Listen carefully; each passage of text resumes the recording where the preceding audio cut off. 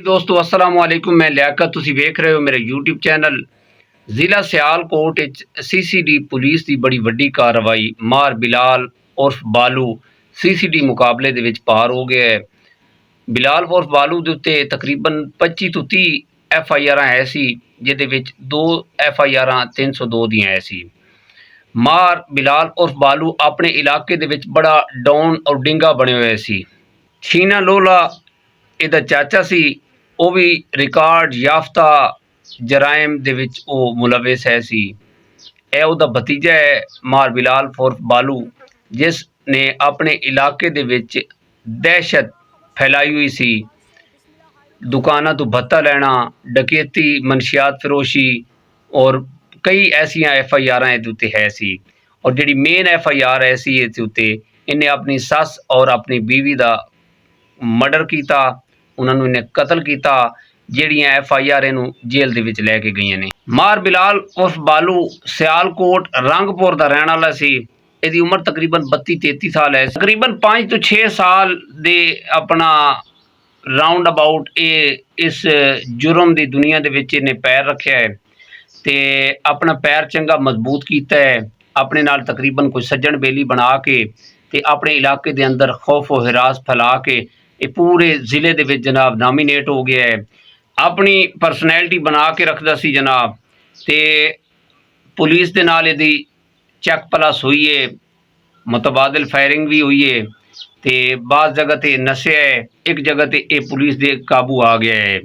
ਇਹਨੇ ਆਪਣੀ ਸੱਸ ਦਾ ਔਰ ਆਪਣੀ बीवी ਦਾ ਜਿਸ ਦਿਨ ਕਤਲ ਕੀਤਾ ਹੈ, ਉਹਨਾਂ ਨੂੰ ਸਿਰ 'ਚ ਗੋਲੀਆਂ ਮਾਰ ਕੇ ਕਤਲ ਕੀਤਾ ਹੈ।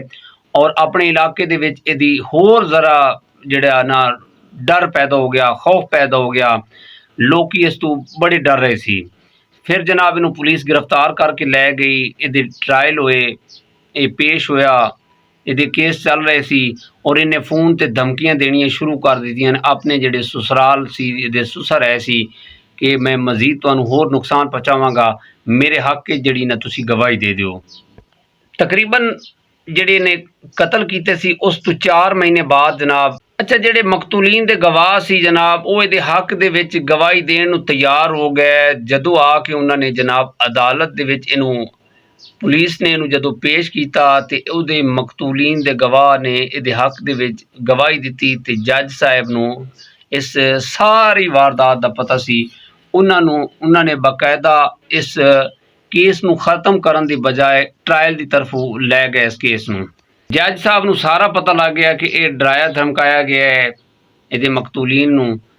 ਜੱਜ ਸਾਹਿਬ ਨੇ ਫੈਸਲਾ ਨਹੀਂ ਕੀਤਾ ਤੇ ਫਿਰ ਇਸ ਤਰ੍ਹਾਂ ਹੋਇਆ ਹੈ ਕਿ ਇਹਦੇ ਜਿਹੜੇ ਸਾਥੀ ਹੈ ਸੀ ਨਾ, ਉਹਨਾਂ ਦੇ ਨਾਲ ਵੀ ਇਹਦੀ ਹੈਲੋ ਆਏ ਹੈ ਸੀ, ਫੋਨ ਤੇ ਕਰਦਾ ਰਹਿੰਦਾ ਸੀ ਜਨਾਬ, ਤੇ ਸਾਰੀ ਇਹ ਮੁਖਬਰੀ ਦੇ ਰਿਹਾ ਸੀ।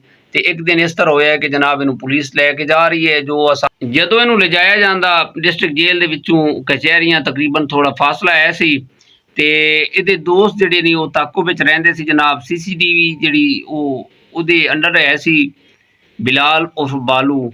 ਤੇ ਇਸ ਤਰ੍ਹਾਂ ਇਹ ਹੋਇਆ ਕਿ ਰਸਤੇ ਦੇ ਵਿੱਚ ਜਨਾਬ ਜਿਸ ਤਰ੍ਹਾਂ ਮਾਮੂਲ ਦੇ ਮੁਤਾबिक ਗੱਡੀ ਜਾ ਰਹੀ ਹੁੰਦੀ ਤੇ ਇਹਨਾਂ ਨੇ ਜਨਾਬ ਅੱਗੋਂ ਗੱਡੀ ਰੋਕ ਕੇ ਤੇ ਫਾਇਰਿੰਗ ਕੀਤੀ, ਜਿਹਦੇ ਮੁਕਾਬਲੇ ਦੇ ਵਿੱਚ ਇਹ ਬੰਦਾ ਜਨਾਬ ਆਪਣੇ ਦੋਸਤਾਂ ਦੇ ਹੱਥੋਂ ਮਾਰਿਆ ਗਿਆ। ਜੋ ਇਤਲਾਤ ਆ ਰਹੀਆਂ ਨੇ ਉਹ ਅਸੀਂ ਤੁਹਾਨੂੰ ਦੇ ਰਹੇ ਹਾਂ।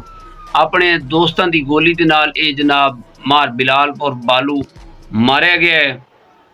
ਤਕਰੀਬਨ 25 ਤੋਂ 30 FIR ਇਹਦੇ ਉੱਤੇ ਹੈ ਸੀ, ਜਿਹਦੇ ਵਿੱਚ 302 ਦੇ 2 ਕਤਲ ਹੈ ਸੀ ਜਿਹੜੇ ਇਹਨੇ ਕੀਤੇ ਸੀ।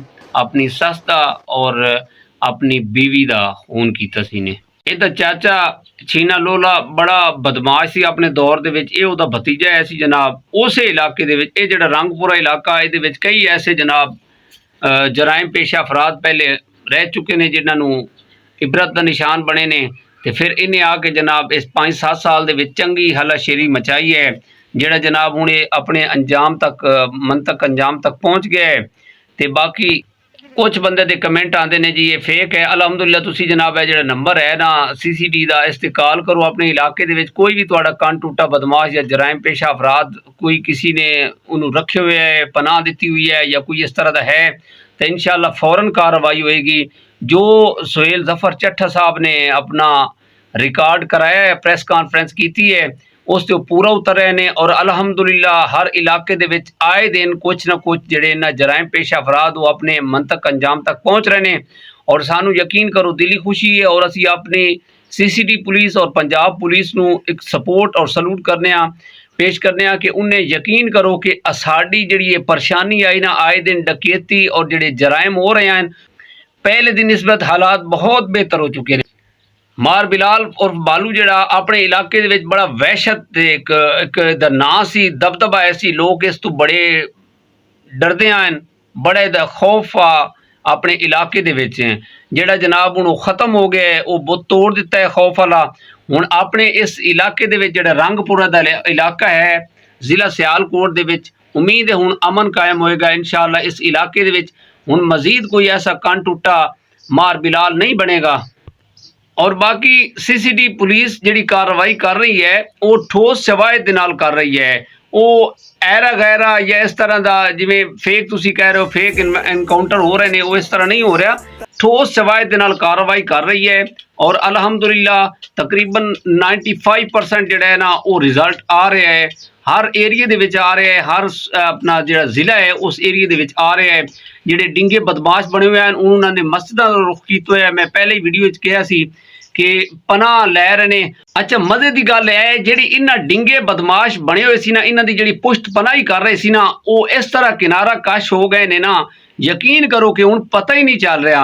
ए बाकी ए जिहड़े जनाब जराइम पेशा अफराद हैं ये हुण कोशिश कर रहे हैं कि सानू बचाओ किसी तरीके लेकिन जो इन्होंने बोया है वो इन्होंने इंशाल्लाह जरूर कटना है। थोड़ा पंजाब पुलिस से भी बोझ हल्का होया है कि एक जनाब जराइम पेश अफराद है उससे तकरीबन कितनी FIR हैं उन्हें कदी किधरे पेश होना कदी किधरे पेश होना। यकीन करो कि हुण उन्हां दी जिहड़ी टेंशन आई ये भी मजीद जिहड़ी ना उन्हें ख़त्म होती जा रही है क्योंकि जराइम पेश अफराद इंशाअल्लाह 90 दिन के अंदर सुहेल जफर चट्टा साहब ने जो अपना बयान रिकॉर्ड कराए ने उस ते पूरा उतर रहे हैं और CCD ईमानदारी दे नाल काम कर रही है। यकीन करो कि असी अपनी अखां नाल कुछ इलाके ऐसे हैं जिहदे विच देखिया है कि जिहड़े जराइम पेशा अफराद हैं जनाब उन्होंने कैफे किरदार तक पहुँचाया है। मेरा भाई यह जी वीडियो मैं बना रहा इसका मकसद यही है कि जिहड़े बंदे अपना इस दल दे विच फसे हुए ने वो अपने आप नूं या पेश कर दिओ या फिर पाकिस्तान छोड़ दिओ। हुण ये दो ही हल हैं तीसरा हल कोई नहीं। तुसी आखो बई असी रात को चौराहे ते जाके फिर डकैती करांगे इंशाअल्लाह CCD तुहाडा ताकुब कर रही है। असी CCD दे नाल खड़े हाँ इंशाअल्लाह। पंजाब पुलिस जिंदाबाद CCD पाइंदाबाद। वजीर आला पंजाब यकीन करो कि यह जी तुहाडी फोर्स आई है CCD इन्हें 4 चांद ला दिते ने। यकीन करो पंजाब दे विच अमन कायम करन दे विच इन्हां दा बड़ा वड्डा रोल है और इंशाअल्लाह ये अपनी मंजिल मकसूद अल गामज़न हैं और इंशाअल्लाह उम्मीद है कि ये कुछ चंद एक महीने जो उन्होंने टारगेट दिता सी उहदे विच इंशाअल्लाह अमन कायम होएगा और जराइम पेशा अफराद दा इंशाअल्लाह इस इलाके इस पंजाब दे विच मलियामेट होएगा और इंशाअल्लाह लोकी सुख दा साह लैणगे। अगर किसी इलाके दे विच कोई जराइम पेशा अफराद पनाह लई पिया या वो रह रहा तो जरूर तुसी CCD नंबर ते हेल्पलाइन है इस ते जरूर कॉल करो इंशाअल्लाह फौरन फिल फौर कार्रवाई होएगी।